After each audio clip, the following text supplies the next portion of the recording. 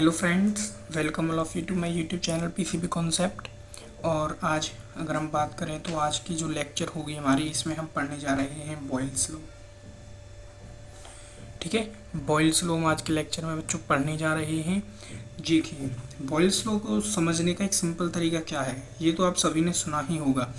Boyle's law क्या होता है, प्रेशर इन्वर्सली प्रोपोर्शनल होता है वॉल्यूम के। ठीक है, जो प्रेशर है वो इन्वर्सली प्रोपोर्शनल होता है वॉल्यूम के, लेकिन इसके लिए कंडीशन होती है।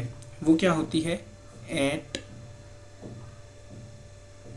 Constant number of moles and temperature. ये बॉयल्स लॉ की कंडीशन होती है। अगर यहाँ पे ये कंडीशंस नहीं होंगी, ये कंडीशन अगर गैस पे अप्लाई नहीं होगी तो बॉयल्स लॉ भी आपका अप्लाई नहीं होगा। ये कंडीशन अगर अप्लाई है, अगर किसी गैस के number of moles and temperature constant है, तो यहाँ पे बॉयल्स लॉ क्या हो जाता है, अप्लाइड हो जाता है।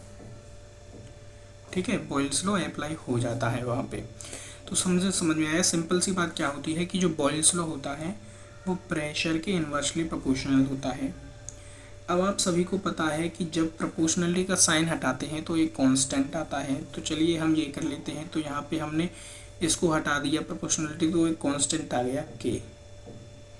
ठीक है, बाई वी।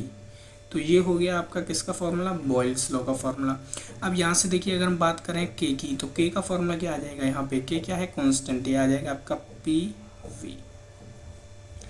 तो देखिए, ये जो इक्वेशन आई है, ये इक्वेशन क्या कहना चाह रही है, अगर इसका आप मतलब समझ लिया आपने इस वाली इक्वेशन का, तो आपका बॉयल्स लॉ बिल्कुल क्लियर हो जाएगा। कैसे, देखिए, के क्या है, कांस्टेंट है, तो ये तो कभी चेंज होगा नहीं, कांस्टेंट ही रहेगा। अगर हम यहाँ पर देखें तो कांस्टेंट कैसे आ रहा है, P इंटू वी। P और V का प्रोडक्ट क्या है, कांस्टेंट आ रहा है। P और V का प्रोडक्ट क्या आएगा, कांस्टेंट।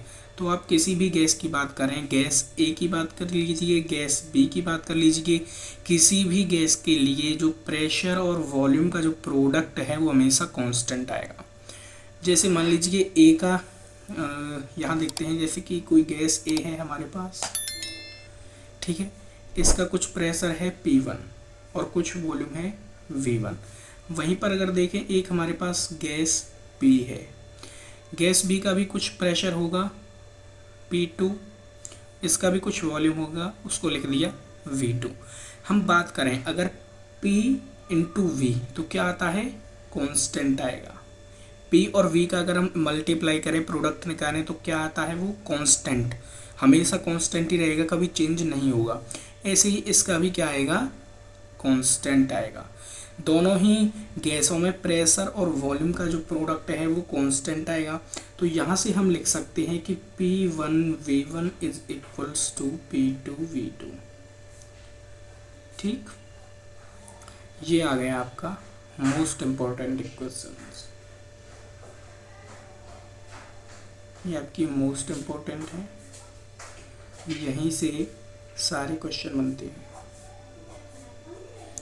ठीक है, ये बस आपको चीज़ सीखनी है कि P1 और V1 का जो प्रोडक्ट आता है वो कांस्टेंट आता है। किसी भी गैस के लिए बात कर लें तो अगर हम P1V1 को लिख सकते हैं P2V2 के इक्वल, क्योंकि ये भी कांस्टेंट ही आएगा और ये भी कांस्टेंट ही आएगा, कोई भी चेंज नहीं होगा, चाहे गैस चेंज हो, लेकिन P और V का जो प्रोडक्ट है वो कांस्टेंट होता है। वो हमने इस इक्वेशन से पता किया था, और इसी इक्वेशन के बेस पे हम लिख सकते हैं P1V1 is equals to P2V2। ठीक है, तो यहाँ पे P1 क्या है, गैस A का प्रेशर, V1 गैस A का वॉल्यूम, P2 गैस B का प्रेशर और V2 गैस B का वॉल्यूम। तो इसी इक्वेशन से सारे आपके जो क्वेश्चंस हैं वो बनते हैं P1V1 is equals to P2V2। ये होता है आपका बॉयल्स लॉ।